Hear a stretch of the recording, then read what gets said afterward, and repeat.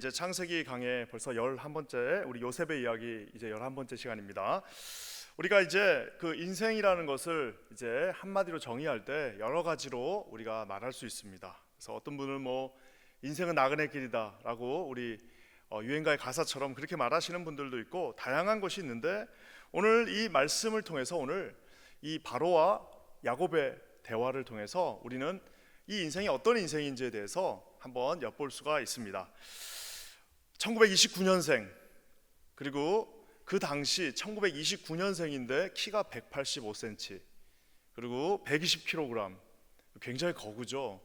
제가 이렇게 보니까 우리 한국 분들 거구들이 많습니다. 그래서 일본이나 이런 나라에 비해서 굉장히 몸이 크고 이런 분들이 많은데요, 1929년생이 185cm, 120kg, 우리가 잘 아는 프로레슬링 선수 김일 선수를 이제 이렇게 말할 때는 이 외다리 원폭 박치기라고, 그래서 60년대 70년대 우리 그 당시 뭐 대한민국에 특별한 무슨 뭐 오락거리가 많지 않았을 때 이제 막 텔레비전이 이제 여기저기 보급되던 그 시절에 그 김일 선수가 나와서 그 미국이나 일본의 그 등치가 큰 선수들을 상대하면서 이 박치기로 이렇게 박아버리면은 그냥 그 누구도 그 앞에 설 수 없는, 그래서 전 국민의 그 뭐라 그럴까요, 스트레스를 그냥 한 방에 다 날려버리는 선수가 바로 김일이라고 하는 이제 선수였습니다.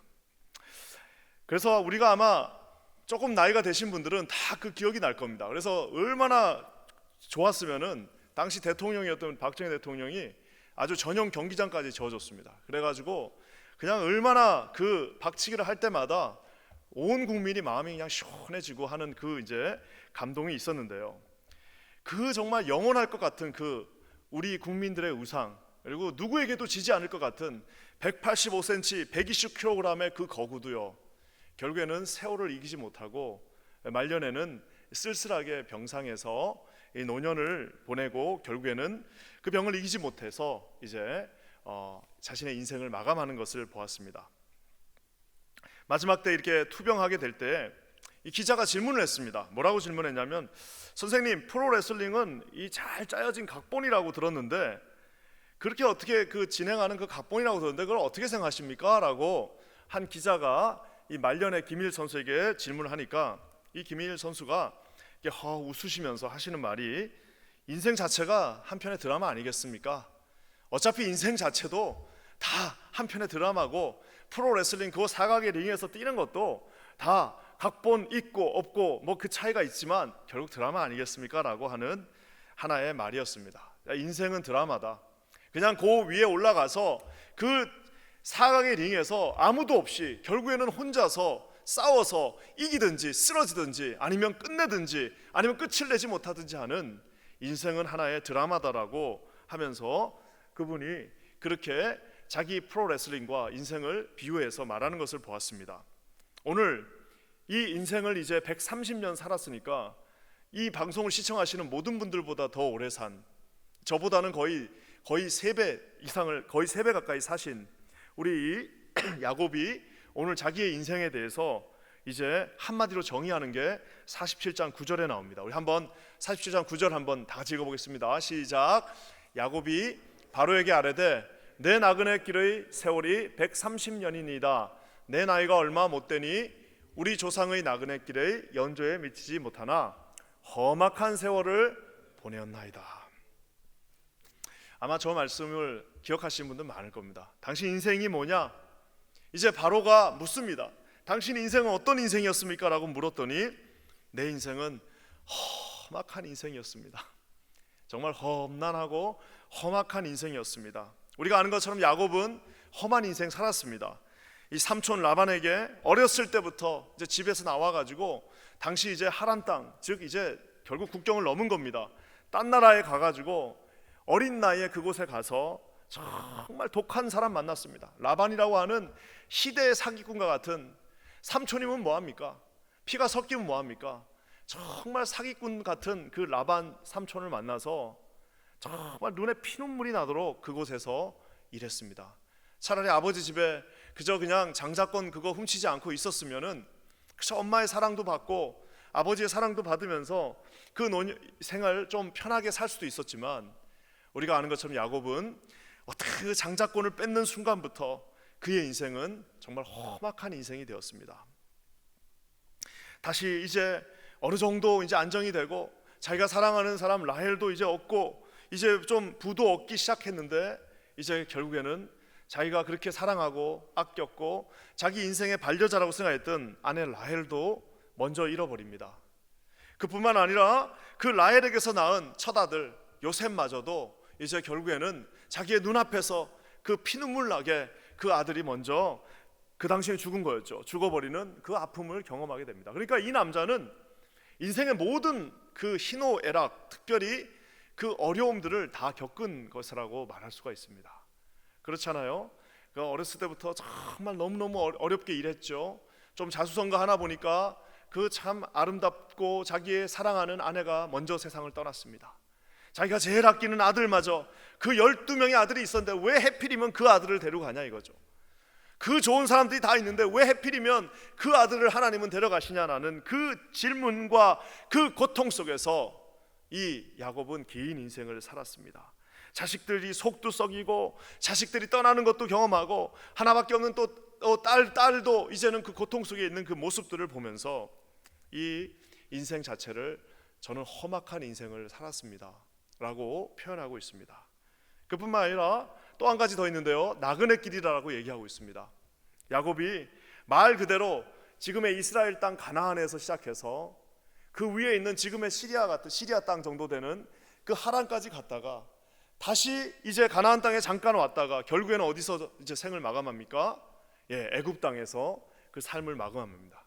제가 이걸 어떻게 잘 설명할까 하다가 우리 이제 60년대 70년대 보면은 미국으로 직접 이민을 못 오시고, 그때 이제 미국은 잘 안 열어주니까 미국으로 직접 이민을 못 오고 남미로 이민 가신 분들 많습니다. 브라질, 아르헨티나로 해가지고, 그래서 그 당시에 브라질, 아르헨티나 이런 나라에 우리 한국 분들이 엄청 많이 살았습니다. 거기로 다 이민을 갔어요. 거기로 이민을 가서 이제 거기서 정착을 어느 정도 하다가 이제 자식들 교육도 있고 더 좋은 생활을 한번 우리가 가보자 해가지고 이제 또 미국까지 이민 온 분들이 있습니다. 그러니까 그분들은 국적이 몇 번 바뀐 거예요? 국적이 3번 바뀌었습니다. 한 번 가는 것도 쉽지 않은데 가서 겨우 이제 좀 어느 정도 생활돼서 어느 정도 살만하니까 다시 또 그 모든 것들을 정리하고 미국으로 온 것 같은 그런 케이스. 즉 그 인생은 어디 한 군데도 정착할 수 없고 결국엔 나그네처럼 움직인 그 나그네의 인생이었다는 것입니다. 오늘 우리 이 말씀을 보면서 결국 인생이 뭐냐, 야곱에게 묻습니다. 당신 인생은 뭐냐라고 하면 내 인생은 험악한 나그네의 인생이었습니다. 참 험난했고요. 그냥 험난한 것뿐만 아니라 결국에는 나그네같이 어디 한 군데 거지 한 군데 어디 그냥 정착하지 못한 채 오며 가며 하다가 끝난 인생이 제 인생입니다라고 지금 야곱이 바로 앞에서 이실직고를 하고 있는 모습이 오늘의 본문의 모습입니다. 사랑하는 성도 여러분, 아마 우리의 인생도 야곱의 인생과 그렇게 별반 큰 차이가 없을 겁니다. 아무리 행복한 분들도 결국에는 다 나그네 인생 아니겠습니까? 아무리 화목하고 아무리 가족의 서포트를 받고 있다 할지라도 결국에는 사각의 그 냉혈한 인간들의 그 세계가 만들어 놓은 그 사각의 링에서 혼자 싸우고 결국에 마지막에는 혼자 모든 것들을 경험하고 결국에는 혼자 죽어야 되는 것이 그저 인생의 모습입니다. 저는 오늘 이 말씀을 보면서 우리가 이 험악한 인생을 피할 길이 없습니다. 나그네된 인생을 우리가 비껴갈 수가 없습니다.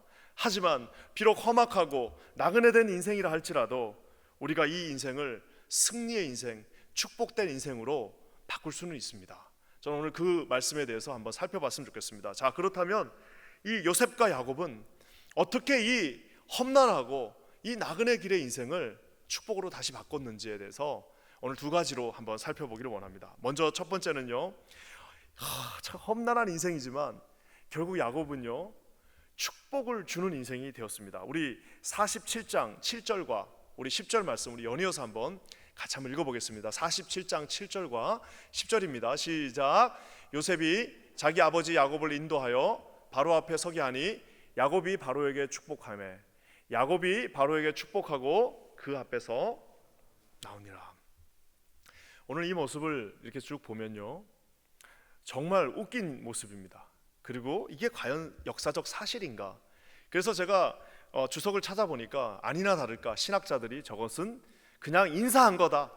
바라크라고 하는 그 히브리 용어, 히브리 말, 그 바라크가 어차피 서로 이제 인사할 때도 악수할 때도 내가 너를 우리가 말하는 것처럼 우리 미국 사람들 만나면 뭐합니까? Bless you, God bless you, bless you, bless you 하는. 그러니까 이제 뭐 진짜 처음에는 그게 진심인 줄 알았는데 나중에 알고 보니까 이게 무슨 진심입니까? 그냥 슈퍼마켓에서 만나서 bless you, 뭐 그냥 뭐 길 가다 만나도 bless you 하다 보니까 이게 결국에는 그냥 인사구나. 아마 저 당시에도 그냥 이 바로 앞에서 야곱이 그냥 인사한 거구나라고 그렇게 해석하는 학자들이 많습니다. 근데 저는 절대로 그렇게 생각하지 않습니다. 저는 어떻게 생각하냐면요, 어떻게 보면 이 연약한 노구의 몸을 이끌고 세계 최강대국 왕의 그 앞에 섰지만 저는 오늘 이 말씀을 세계 최고의 지도자 그 앞에 비록 구걸하는 그 연약한 그 이방인의 나이 많은 130 먹은 할아버지셨지만 저는 그 할아버지가 오늘 이 시간에 바로를 축복했다고 믿는 사람입니다. 왜 그러는가? 여러분, 이 축복의 정의를 알면은 우리가 그걸 아주 너무 쉽게 알 수 있습니다. 많은 사람들이 축복은 많이 가진 사람이, 높은 사람이, 뭔가 더 힘이 있는 사람이 그보다 더 연약하고 덜 가지고 자기보다 낮은 사람을 축복한다라고 생각합니다. 그게 세상의 축복입니다. 그러니까 여러분, 세상은 사장님이 종업원을 축복할 수는 있어도 종업원이 사장을 축복하기는 쉽지 않습니다. 세상에서 장군이 사병을 축복해 주면서 너 휴가 갔다 와라고 할 수는 있지만 사병이 장군을 축복해 줄 수 있는 길은 자기 몸을 바쳐서 뭐 죽든지 하는 것 외에는 없습니다. 그래서 세상은 철저하게 가진 자, 높은 자, 힘 있는 자만이 그 밑에 사람을 축복한다고 생각하고 있지만요, 사실 여러분 오늘 그렇게 우리가 이 본문을 보면 이 본문을 해석할 길이 없습니다. 그래서 아까 제가 얘기한 것처럼 그런 리버럴 학자들은 그저 인사했다라고 얘기하지만 저와 여러분 진정한 축복의 의미를 알고 있는 분들은 여러분 이 말씀을 딱 읽는 순간 우리가 깨닫는 것이 있습니다. 그것은 무엇이냐? 축복은 여러분 진짜를 가진 사람만, 축복은 영원한 진짜를 가진 사람만, 그 가지지 않은 자에게 해줄 수 있는 것이 여러분 축복이라는 사실을 믿으시기를 주님의 이름으로 간절히 축원합니다. 바로는 다 갖고 있습니다. 바로는 여러분 세상의 모든 것을 가지고 있어요. 심지어 우리가 아는 것처럼 이제는 전 세계가 다 바로의 물 앞에 이 요셉의 정치로 인해서 다 꿇게 됩니다.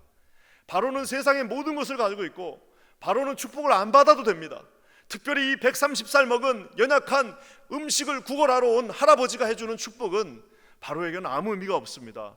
하지만 오늘 이 시간에 오늘 이 야곱은 바로에게 들어갈 때 축복해주고 나올 때 축복해주는 영원한 축복을 그에게 주고 있는 것을 보고 있습니다. 오늘 이 본문을 쫙 보면요, 이 요셉의 형제들, 즉 야곱의 아들들이 바로를 만날 때의 모습과 이 야곱이 바로를 만날 때의 모습이 다릅니다. 야곱의 아들들이 바로를 만날 때는 어떻게 하냐면요, 이렇게 표현합니다. 당신의 종들이, 주의 종들이 당신 앞에 섰습니다.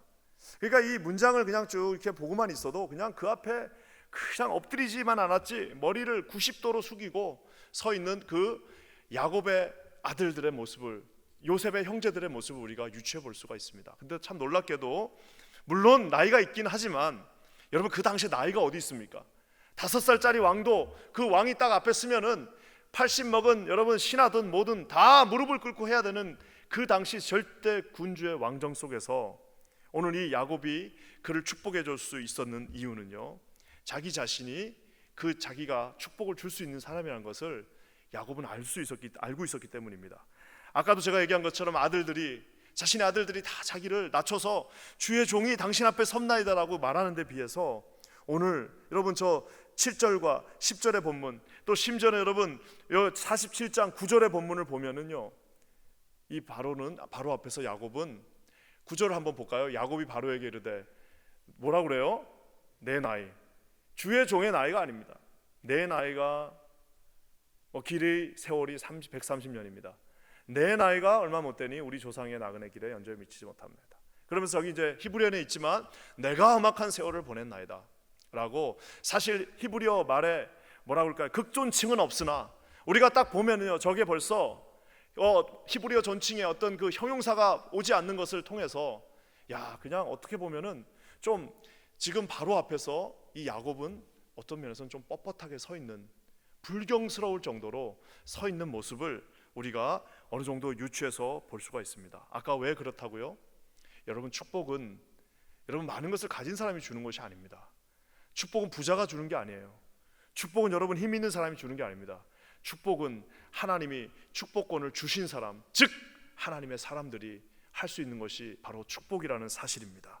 사랑하는 성도 여러분, 저는 그래서요 이 가정의 축복권을 믿습니다.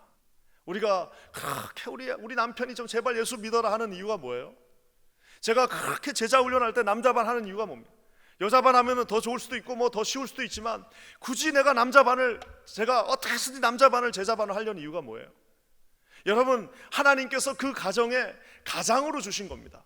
그 사람이 더 부자가 아니, 그 사람이 더 약할 수도 있고 그 사람이 연약할 수도 있지만 우리가 우리 가장들을 하나님 앞에서 세워주는 이유는 다른 게 아니라 그 사람을 통해서 하나님께서 그 가정을 축복해 줄 수 있기 때문입니다. 저는 그래서 여러분, 지금도 새벽에 새벽기도 나올 때, 내 새벽기도 나오면 4시 뭐 한 반쯤 이렇게 집에서 나오면 애들이 다 자고 있습니다. 그럼 뭘 하는 거예요? 거기서 그냥 나올 수도 있지만 뭐 그냥 나온다고 뭐가 달라지지 않지 않습니까? 하지만 꼭 방에 가서 그 앞에서 그 아이들을 축복합니다. 하나님, 너무 피곤한 날은 그냥 bless you, 축복합니다. 하나님, 우리 사랑하는 자녀 누구누구 그 길을 축복해 주십시오. 오늘도 학교 가야 되는데 하나님, 그 길 위에 하나님의 축복하심이 함께 해 주십시오. 우리 사랑하는 아내에게 하나님 함께 하셔서 자로나 우로나 치우치지 않게 하시고 축복해 주십시오. 문을 다시 딱 잠그고 현관문을 나올 때는 그 집을 바라보면서 하나님, 우리 이 가정을 축복합니다. 성령이여 함께하여 주십시오. 성령이여 우리 가정을 축복해 주셔서 우리 모든 자녀들이 하나님의 그 길 위에 있게 하여 주시옵소서. 여러분, 저와 여러분 모두가 가장이라면 이렇게 여러분 축복해 주실 수 있는 저와 여러분 되시기를 우리 주님의 이름으로 간절히 축원합니다. 옛날에 우리가 교회 다녔을 때는 목사님들이 축도할 때요, 목사님 축도할 때 뭐라고 그랬냐면은, 딴 거 할 때는 다 자더라도 축도할 때는 가슴에 손을 얹고, 그래서 축도 딱 끝나면 어떻게 한다고 그랬습니까? 아멘 하고 받아들이는 거예요. 그렇게 저는 어렸을 때 배웠습니다. 요즘은 목회자들의 권위가 옛날만치가 않습니다. 그러니까 뭐 축도할 때 나가시는 분들도 있고, 축도할 때 그냥 막 눈 뜨시는 분도 있고 다양한데요, 여러분 그건 다 본인의 선택입니다. 제가 볼 땐 본인의 선택입니다. 목회자가 여러분 이 교회에서 축복할 수 있는 이유는 하나입니다. 그건 왜 그럴까요? 그 목회자에게 무슨 엄청난 권위가 그 시간에 주어져서라기보다는 하나님께서 그를 지금 이 시간에 이 교회의 대표로 세워주셨기 때문입니다. 마치 그 사람이 그 교회, 그 가정의 가장인 것처럼 이 교회에 제가 여러분을 위해서 축복해 줄 수 있는 이유는 하나님이 저를 지금 이 시간에 우리 킨즈 한인 교회 담임 목사로 세워주셨기 때문입니다. 그러니까 여러분, 그렇게 해서 축복하는 겁니다. 어떻게 해요?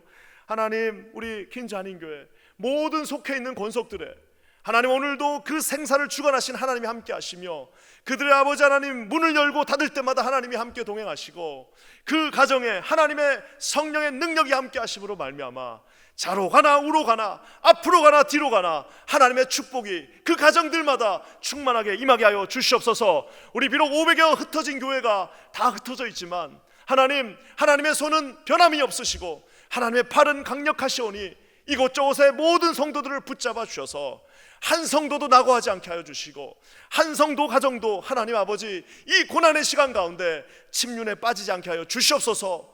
그 매일 축복하고 있습니다. 축복의 이유가 뭐라고요? 하나님이 주신, 그때 주신 고난이기 때문입니다. 제가 리타이어하면 이제 그때는 뭐예요? 또 그 다음 목사님한테 물려주는 겁니다. 여러분, 가장도 영원히 가장인가요? 어느 순간에 이제 더 이상 힘이 없으면 그냥 이제 아들한테 물려주든지 해야 되는 거 아니겠습니까? 오늘 하나님께서 야곱이, 그 초라한 우리 할아버지 130살 야곱이 천하의 황제 바로를 축복하고 있습니다. 여러분, 기도하기는 저와 여러분 예수 안에 있는 모든 분들에게 이런 놀라운 축복의 고난이 있으시기를 주님의 이름으로 간절히 축원합니다. 오늘 이 시간에 우리 옆에 계신 분들한테 한번 축복 한번 합시다. 여러분이 만약에 가족이라면 여러분 아내가 있으면 아내의 머리에 손을 한번 얹어주세요. 우리 자녀들이 혹시 거기 있으면 손을 한번 얹읍시다. 그러면서 여러분 이렇게 축복하십시다. 하나님이 이 사람과 함께하여 주시옵소서. 하나님께서 우리 가정을 축복하여 주시옵소서. 하나님, 반드시 우리 가정이 하나님의 그 축복의 그 우산 아래에 있게 하여 주시옵소서. 여러분 이렇게 날마다 축복하시는 저와 여러분 되시기를 주의 이름으로 간절히 축원합니다. 축복하는 인생은 정말 아름다운 인생입니다. 우리가 이제 저는 제 인생이 만약에 한 가지로 정의가 된다면은 오늘 이 야곱의 말년처럼 축복하는 인생입니다. 아버지가 자녀들을 축복하고. 그러니까 여러분 효도를 받는 제일 좋은 길이 뭘 것 같아요? 어떻게 하면 우리 자녀들이 우리를 효도해 줄 수 있을까요? 우리 아버지가 나를 축복해 줘. 우리 아버지가 한번 미국에 오시면 나에게 축복을 해주시는 분이야. 그냥 별거 아닌 것 같았어요. 그냥 10대 시절에 잘할 때는 별거 아닌 것 같았는데 아버지가 내 머리에 손을 얹고 잘 때나 쓰을 때나 애들이 모르는 것 같아도 중간중간에 눈 뜨고 다 보고 있습니다. 애들이 아무것도 아닌 것 같아도 우리 아빠가 나를 위해 축복하는 것을 눈 힐끔힐끔 뜨면서 다 보고 있어요. 그 보고 있는 그 자녀들은 절대로 어디로 갈 수가 없습니다. 그래서 그 자녀들이 나중에 성장하더라도 아버지가 머리에 손을 얹고 축복해 주는 그 축복이 그리워서 아버지 우리 집에 한 번만 더 오세요. 아버지 어머니 우리 집에 오셔서 기도 좀 해주세요. 아버지 옛날같이 제가 기도가 안 됩니다. 아버지 오셔서 우리 집에서 기도 좀 해주세요. 야, 내가 니네 집 가면 방해되고 니네 집 가면 며느리 눈치도 보이고 야 내가 니네 집 가서 뭐하냐 할 것도 없고 지금 몸도 안 좋아. 맞죠? 자녀 아버지 연로하신 아버지 어머니가 뭘 해줄 수 있겠습니까? 그 똑똑한 자식들한테 해줄 게 뭐가 있겠습니까? 돈도 더 잘 벌어 이제는 힘도 더 세 아무것도 해줄 것이 없지만 우리가 천국 가는 날까지 자녀들에게 해줄 것이 있다면 여러분 그들을 축복하는 것입니다. 저는 오늘 이 설교를 듣고 계신 우리 사랑하는 퀸즈 한인교회 모든 부모들은 하나님 안에서 자녀들을 이렇게 축복해 줄 수 있는 부모님들 되시기를 주의 이름으로 간절히 축원합니다. 사랑하는 성도 여러분, 우리가 수십 년 동안 하나님 주신 그 마음으로 축복을 여러분 빌 수가 있습니다. 우리가 잘 아는 것처럼 마태복음 말씀에 너희가 어느 집에 가든지 집에 들어가든 나오든 그 집에 평안을 빌라고 말하고 있습니다. 그 집에 샬롬과 축복을 하면은 여러분 그 합당하면 거기로 가지만 합당하지 않으면 어떻게 한다고요? 다 너에게 돌아온다라고 얘기하고 있습니다. 그냥 어떻게 하는 거예요? 그냥 가는 서로가 서로를 축복하고 교인이 교인들을 축복하고 우리가 서로를 축복할 때에 여러분 그 축복이 우리 퀸즈 한인교회 상공을 맴돌면서 우리 모두를 충만하게 우리 모두를 평안하게 우리 모두에게 풍성함을 허락해 주심을 믿습니다. 여러분 모두가 여러분 이런 인생이 되시기를 주님의 이름으로 간절히 축원합니다. 참 감사하게 야곱은요 참 야곱의 인생은 재밌는 게 많습니다. 언젠가 또 야곱을 가지고 한번 롱 강해를 하고 싶은 마음이 있습니다. 우리가 아는 것처럼 야곱은 요셉을 17살 때 잃었습니다. 요셉이 17살 되는 해에 야곱의 품을 떠났습니다. 그리고 나서 여러분 22년의 세월 동안 요셉은 이제 죽었고 야곱은 내 아들은 죽었다라고 생각했는데요, 우리 하나님 얼마나 참 감사한 분이냐면 다시 이제 130의 나이에 이 요셉을 다시 보고 얼싸안고 울고 불고 하는 그 시간부터 야곱에게 바로가 물었을 때 이제 야곱이 뭐라고 그랬냐면은 이제 나는 죽어도 여한이 없다라고 그랬어요. 아유 나는 이제 죽어도 여한이 없어. 130살 살았고 우리 요셉도 봤고 나는 더 이상 안 살아도 돼 라고 했는데 하나님은 정확하게 몇 년을 더 살게 해주셨을까요? 예, 정확하게 17년을 더 살게 해주셨습니다. 자기 아들 요셉을 그 사랑하는 아내로부터 얻어서 자기 품에 안은 그 순간부터 그 사랑하는 아들 요셉이 17살 때까지 크는 그동안 아버지 야곱이 얼마나 요셉을 많이 축복했겠습니까? 하지만 이제 그 17살 된 아들이 떠나는 그 순간부터 긴 시간이 지나고 이제 다시 그를 찾는 그 순간부터 마치 시간을 트레이스백 하면서 돌려가듯이 하나님께서는 정확하게 또 17년의 세월을 살게 하시고 야곱을 당신의 품으로 부르셨습니다. 사랑하는 성도 여러분, 저는요 저와 여러분이 축복하는 인생이 되기를 주님의 이름으로 간절히 축원합니다. 험악한 인생을 바꿀 길은 없습니다. 이 험난한 인생을 비껴갈 방법은 없습니다. 험난한 인생은 어차피 우리가 뚫고 나가야 하는 그 쉽지 않은 인생이지만 여러분의 입은 바꿀 수 있지 않겠습니까? 여러분의 마음과 여러분의 손의 방향은 바꿀 수 있지 않겠습니까? 좀 웃기는 얘기지만 제가 이제 나이가 아직 젊으니까요 이것까지 생각할 필요는 없겠지만 제가 좀 웃기는 얘기지만 제가 만약에 노년이 된다면 저는 이렇게 기억되는 인생이 되고 싶습니다. 우리 후배 목회자들을 축복하는 목사, 모든 우리 교인들을 축복했던 목사, 우리 자녀들을 축복하는 목사. 그래서 저 목사님을 만나고 나면 그저 축복 하나 받고 오는 것 같은 느낌. 저 목사님을 만났더니 그저 기도했더니 격려해주고 축복해줘서 그래도 나한테 뭔가 하나가 떨어지는 것 같은, 비록 힘은 없으셔서 이제는 아무것도 할 수 없고, 아유 저 목사님 이제 힘 빠지셔갖고 뭐 설교도 제대로 못하고 기억도 못하고 올라가시면 잔소리하셔라고 하지만, 그래도 내 입술에는 하나님의 마음으로, 하나님께서 주신 마음으로 내 평생에 누군가를 축복했듯이 그 노년의 삶도 거기서 악독한 말이 나오는 것이 아니고, 거기서 여러분 저주의 말이 나오는 것이 아니라, 거기서 여러분 하나님의 마음을 아프게 하는 말이 나오는 것이 아니라 모두를 축복해 줄 수 있는 축복의 사람이 되기를, 제 자신이 되기를, 여러분들이 되시기를, 우리 모두가 되시기를 우리 주님의 이름으로 간절히 축원합니다. 여러분, 이 야곱이 험난한 인생이었지만 축복을 주는 인생이었습니다. 그뿐만 아니라 또 한 가지가 있습니다. 야곱은 나그네 인생이라고 그랬습니다. 나그네 인생인데요, 조금은 다릅니다. 46장 우리 34절 말씀은 이 요셉이 지금 형제들에게 하는 말입니다. 한번 다 같이 읽어보겠습니다. 시작. 당신들은 이르기를 주의 종들은 어렸을 때부터 지금까지 목축하는 자들이온데 우리와 우리 손조가 다 그러하나이다 하소서. 애굽 사람은 다 목축을 가증히 여기나니 당신들이 고센 땅에 살게 되리이다. 요셉이 지금 부탁하고 있습니다. 형제들한테 부탁하고 있는데요, 이게 조금 생뚱맞습니다. 오늘 아침 새벽에도 우리 송비전 목사님이 요걸 가지고 아주 귀한 설교 말씀 참 은혜스럽게 해주셨는데요, 예, 맞습니다. 지금 여러분 이 바로가 지금 다 준다는 거예요. 너무 바로가 신이 나가지고 그 70명 가까이 되는 그 자손들에게 내가 니네들 원하는 대로 다 해줄 테라고 하는데, 지금 요셉은 어찌된 일인지 그 주는 호의를 지금 어떻게 해서든지 피해 가려고 하고 있습니다. 지금 이 상황 딱 보면요, 바로가 지금 제일 좋은 땅에다가 제일 좋은 직분들 하나씩 다 주고 다 직책들 하나씩 맡겨가지고 지금 그럴 판이에요. 그래가지고 아주 이제 이 요셉의 가문을 이제는 완전히 세워주려고 하는 그 노력을 하고 있는데, 웬일인지 요셉은 그것을 거절합니다. 또 그 거절도 너무 그냥 대놓고 하면은 또 바로가 화나잖아요. 그러니까 어떻게 해요? 아주 지혜를 써가지고 형제들한테 고센 땅을 달라고 하십시오. 그리고 우리는 목축을 한다라고 말하십시오.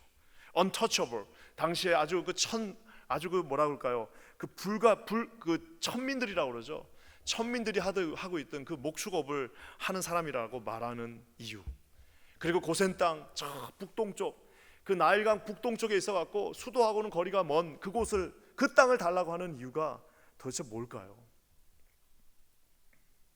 여러분, 뭘 것 같습니까? 여러분, 애굽을 지금 요셉은 거부하고 있습니다. 애굽의 부귀영화와 애굽의 모든 그 애굽의 드림, 아메리칸 드림과 같은 그 이집션 드림을 지금 여러분 요셉은 형제들에게 거절하라고 뒤에서 말하고 있는 겁니다. 왜 그럴까요? 여러분, 우리가 이거는 조금만 생각하면 알 수 있습니다. 그것은 뭐냐? 여러분, 요셉의 마음은 지금 애굽에 살고 싶은 생각이 추호도 없습니다. 요셉은 알고 있어요. 요셉은 지금 애굽에 살고 싶은 생각이 1도 없습니다. 왜요? 애굽은 왔다가 가야 할 땅이란 사실을 알고 있기 때문입니다. 사랑하는 성도 여러분, 그래서 여러분, 애굽 이 요셉에게 있어서 이 애굽을 떠나기 제일 좋은 땅과 제일 떠나기 좋은 직업이 뭐냐? 예, 목축하는 직업입니다. 왜? 이집 사람들 싫어하잖아요. 그러니까 저 구석에 있고 싫어하고 만지기 싫어하고 이러니까 같이 섞일 수가 없어요. 그리고 고센 땅이 저쪽에 지금의 그 어디입니까? 나일강 위쪽에 있다 보니까 그냥 그 뭐예요? 바로 옆에 있는 그 시나이 반도 지나버리면 바로 가나안 땅입니다.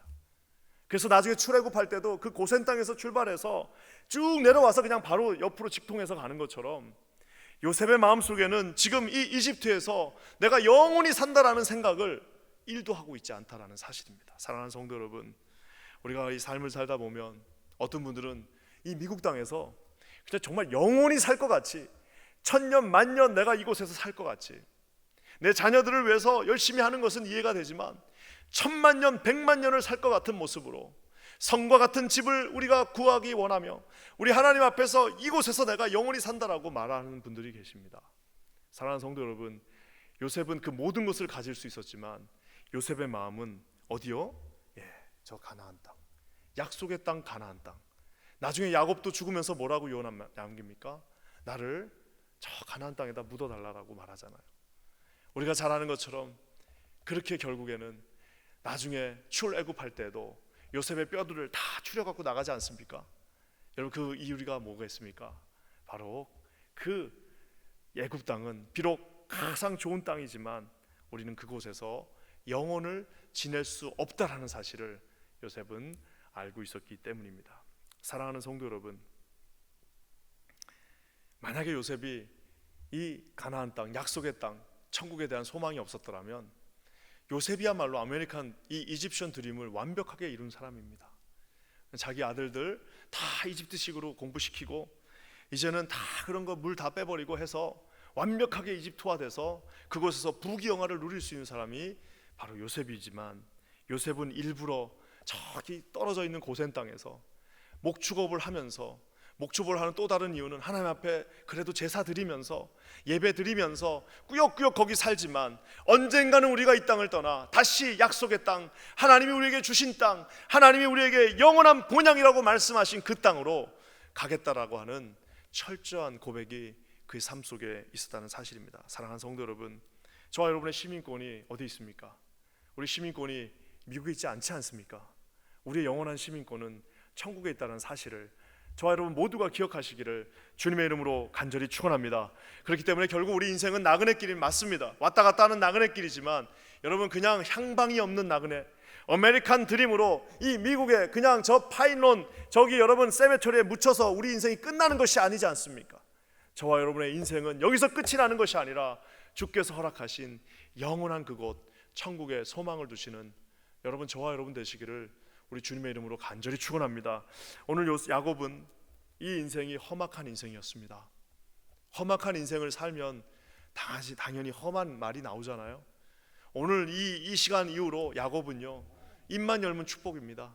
입만 열면 자손들을 위해서 기도해주는 장면들이 나오고 있습니다.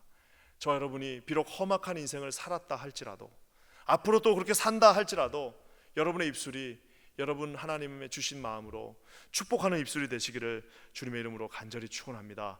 우리 야곱처럼 결국 나그네 인생을 살았고 결국에는 험난한 나그네 인생을 살았지만 여러분, 우리는 갈 데가 없는 사람이 아닙니다. 저와 여러분은 그 영원한 본향 대신 예수 그리스도가 계신 천국이 우리의 삶의 소원이 되어야 된다는 사실을 여러분 기억하시는 저와 여러분 되시기를 우리 주님의 이름으로 간절히 축원합니다. 우리 킨자하는 교회가 이렇게 날마다 축복하고 우리 본향을 향해서 우리 하나님 앞에 나아가는 그런 아름다운 교회가 되기를 우리 주님의 이름으로 간절히 축원합니다. 기도하겠습니다. 하나님 감사합니다. 오늘 야곱의 인생을 통해서 인생은 험난하고 험악하며 나그네요, 아버지 하나님 어디 하나 머리 둘 곳이 없다는 사실을 깨달았습니다. 그럼에도 불구하고 우리 야곱이 아버지 하나님 바로마저도 축복하며 자신의 영향권 안에 있는 모든 이들을 다 축복했던 것처럼 우리에게도 야곱의 그 축복의 고난을 허락하여 주시옵소서. 하나님 아버지, 그뿐만 아니라 이 나그네된 인생에서 좌절하거나 낙심하거나 쓰러지지 않게 하여 주시고 영원한 천국의 소망을 바라며 우리의 시민권은 천국에 있다라고 하던 바울의 고백이 우리의 고백되게 하여 주시옵소서. 우리 그렇게 하실 줄을 찬양하며 예수님의 이름으로 간절히 기도합니다.